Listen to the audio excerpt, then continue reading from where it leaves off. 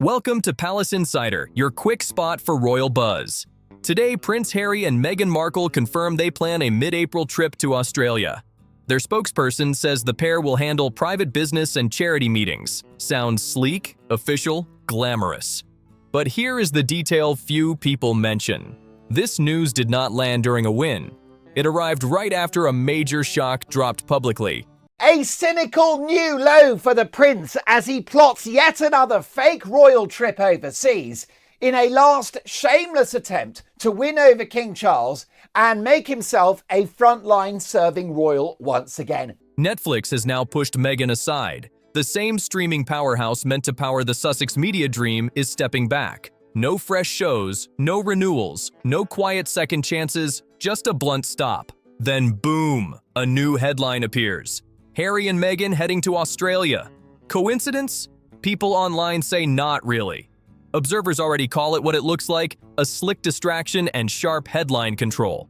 In modern media, one flashy overseas visit can swing the spotlight faster than any press note, glossy photos, public walkabouts, stylish outfits.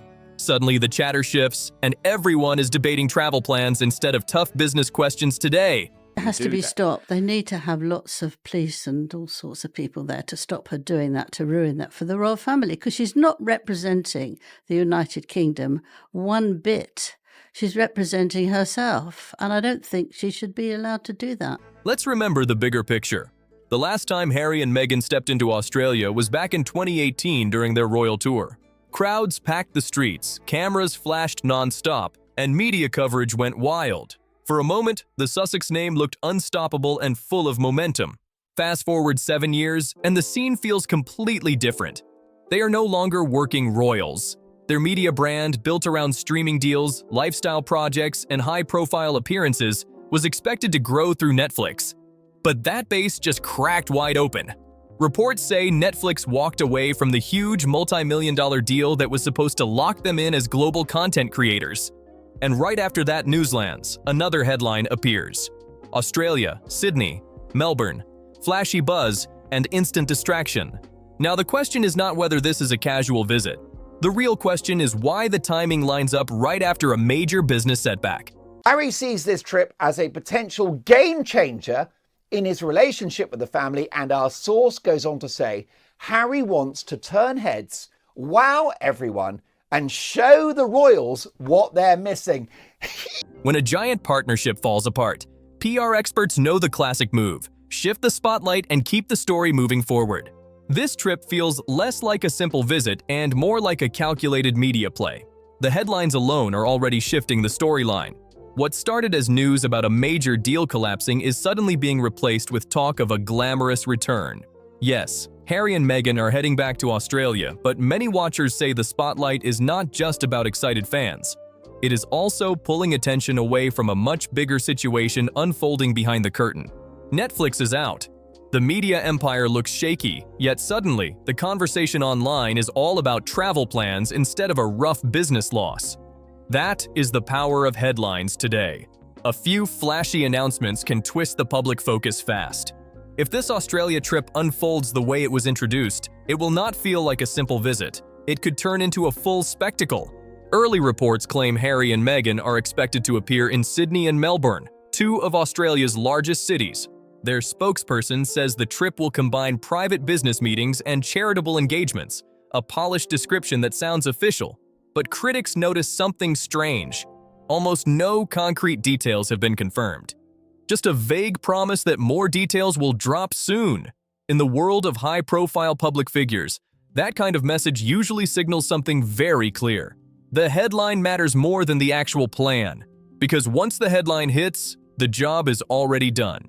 Within hours of the announcement, media outlets across the globe started blasting the same update. Harry and Meghan are returning to Australia after more than 7 years. Old photos from their 2018 tour began circulating all over again. Commentators jumped in to talk about the massive crowds they once pulled there. Some analysts even started guessing what kind of reception the couple might face this time. Prince Harry and Meghan Markle are once again proving why they are such a danger to the British royal family as the couple announced a tour of the Commonwealth of Australia. And now, while they're saying this is a mix of private, philanthropic, and business related. And just like that, the storyline flipped fast.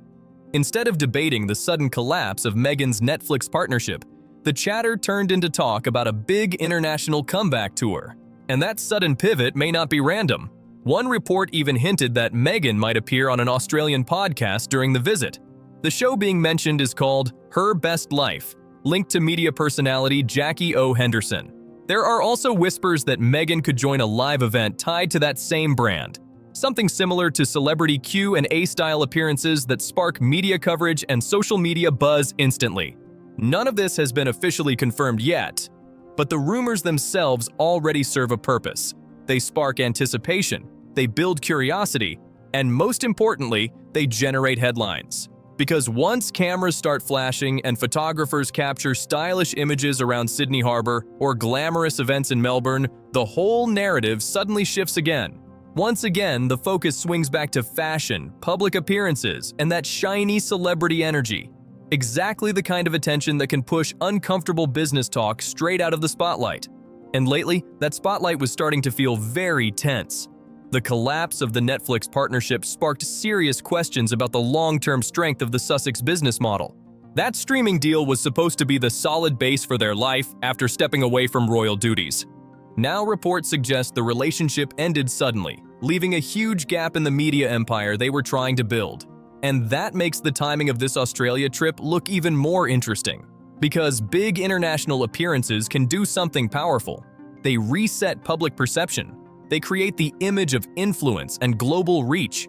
They remind audiences of status and visibility. And maybe most importantly, they make everything appear like it is moving forward exactly as planned.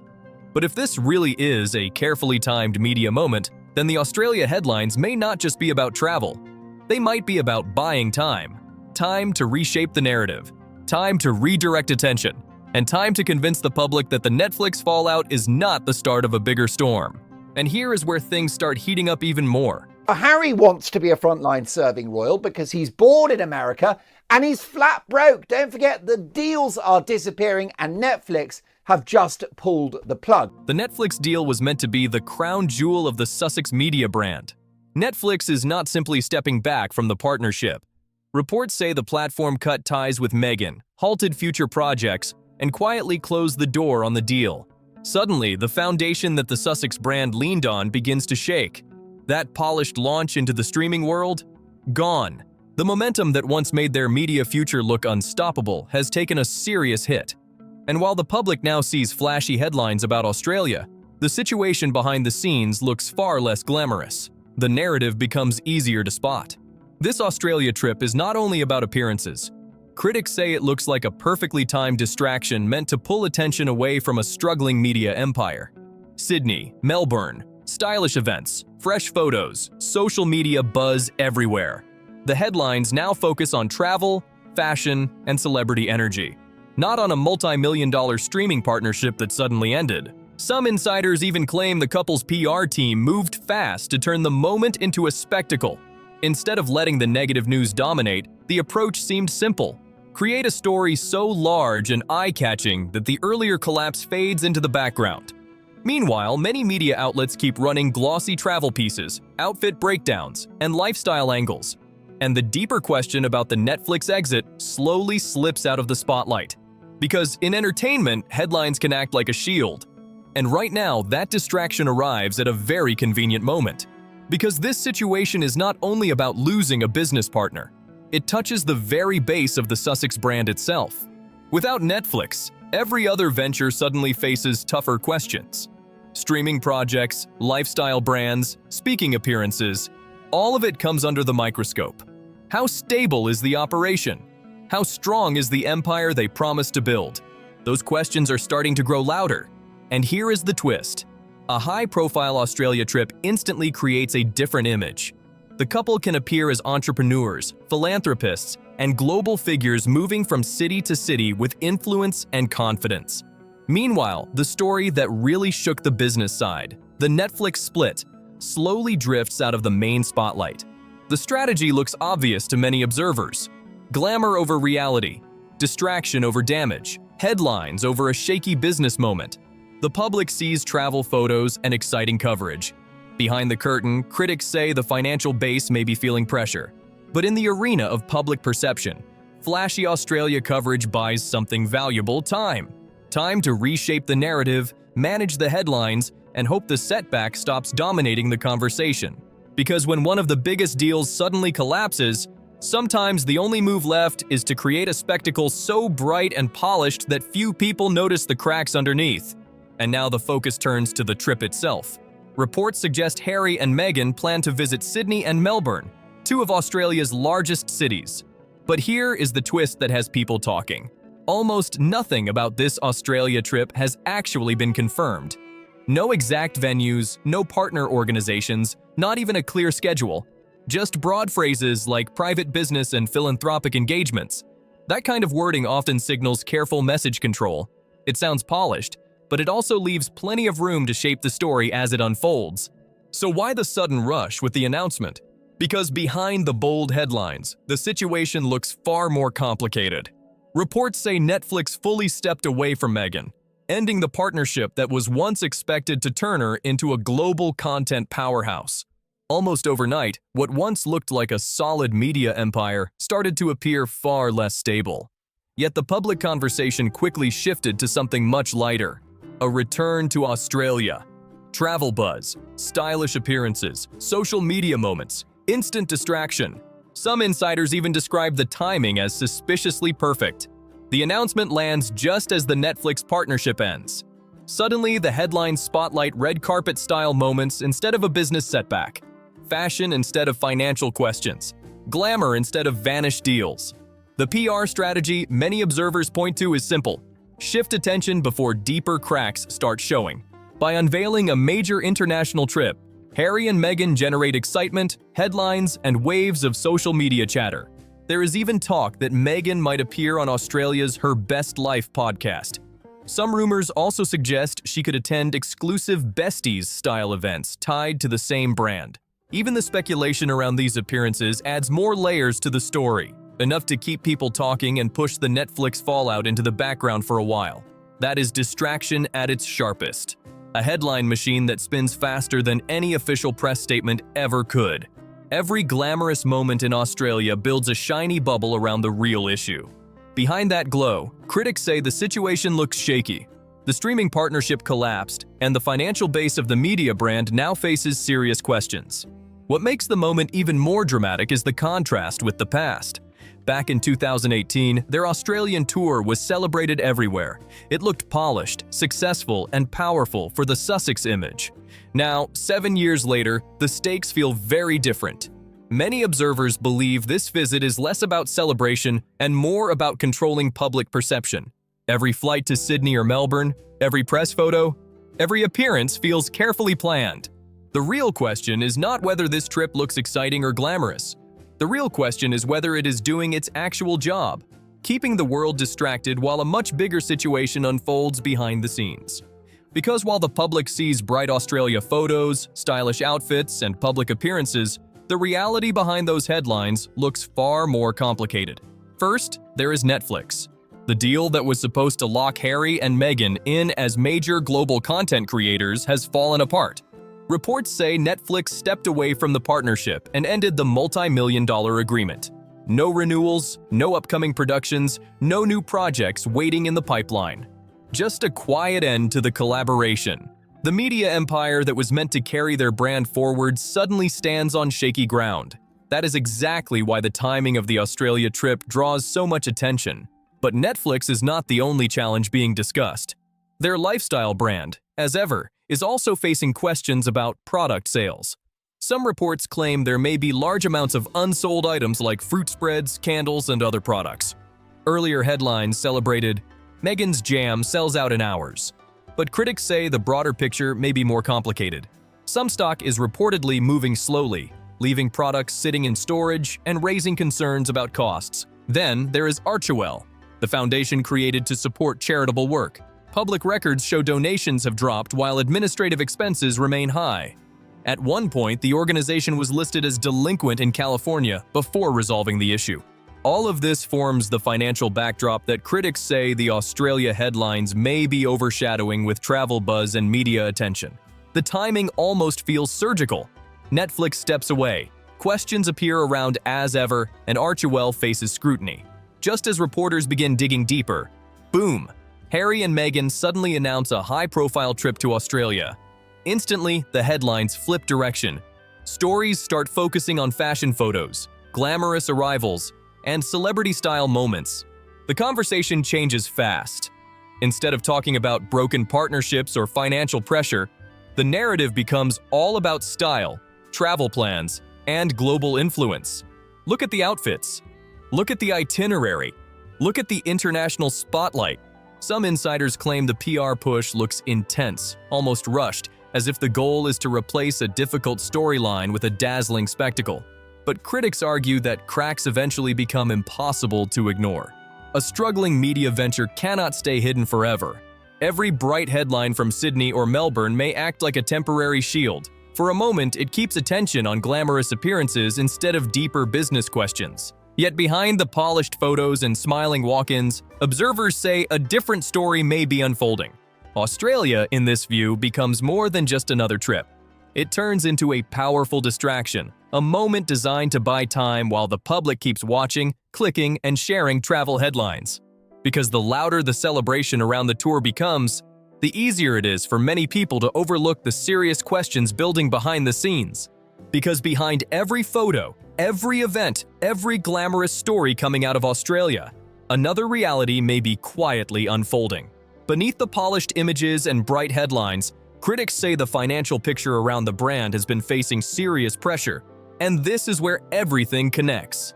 The Australia trip, the headlines, the stylish public appearances, all of it lands at the same moment several challenges are being discussed. Reports say the Netflix partnership ended. Questions have been raised about product sales from the As Ever brand, and Archewell has faced administrative scrutiny in public records. Yet the headlines the public sees are very different. Red carpet-style photos, cocktail gatherings, fashionable appearances, and glamorous travel coverage dominate the conversation. That is the power of spectacle. Every arrival in Sydney or Melbourne, every planned photo opportunity, and every rumor about podcast visits or exclusive events helps push attention toward excitement instead of business concerns. Critics say the media narrative now focuses heavily on appearances, while deeper questions about partnerships and financial direction stay in the background. Because when a major deal ends, when product lines face scrutiny, and when a charitable foundation draws attention from regulators, people naturally start asking bigger questions. Questions about stability, credibility, and the long-term future of the brand. It matters because moments like this buy time. They reshape public perception and create the feeling that everything is still moving forward. But behind the scenes, critics say the pressure around the brand keeps growing. From media ventures to business projects and charitable work, questions keep appearing. The headlines shout excitement and glamour, yet the deeper conversation looks far more complicated. This kind of narrative only works if people stay focused on the surface. If the audience watches the outfits, the travel photos, the glamorous entrances, and never stops to ask about the business side, Australia becomes the stage, the public becomes the audience, and the bigger story involving Netflix, As Ever, and Archewell stays just outside the spotlight. While cameras flash and headlines celebrate the visit, another conversation quietly waits in the background. The end of a major streaming partnership, questions about product sales, and scrutiny around a foundation's records. Those are the issues critics say remain unresolved. So when Harry and Meghan appear for photos on a sunny Sydney pier, and when media coverage focuses on style, events, and celebrity moments, remember there may be more happening beneath the surface. Behind every polished headline, observers point to a deal that ended, products that raised sales questions, and a charity that faced administrative challenges. In that light, the Australia trip looks less like a simple visit and more like a powerful spotlight shift. A dazzling wave of travel coverage that temporarily pulls attention away from tougher conversations. Every arrival, every glamorous appearance, every press photo adds another layer to that distraction. And the longer the world focuses on the excitement in Australia, the less attention may fall on the deeper issues unfolding behind the curtain. As the headlines keep rolling and social media fills with travel photos and event coverage, one thing becomes clear. The brand is facing serious questions. Major partnerships have changed, and the future direction of the empire remains uncertain. If you found this breakdown interesting, make sure to like the video, drop your thoughts in the comments, and share it with someone who follows royal news. And don't forget to subscribe to Palace Insider for more deep dives into the stories making headlines every week.